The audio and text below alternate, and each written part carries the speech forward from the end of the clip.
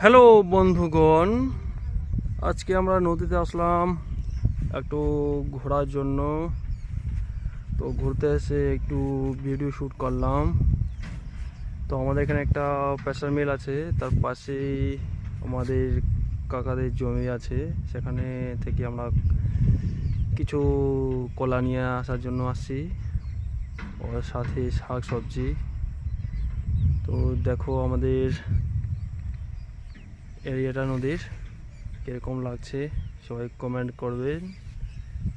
এই হচ্ছে আমাদের সেই কলা বাগান,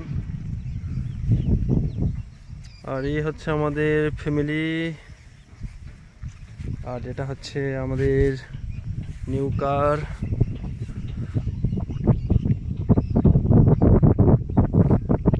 সবাই কমেন্ট করবেন।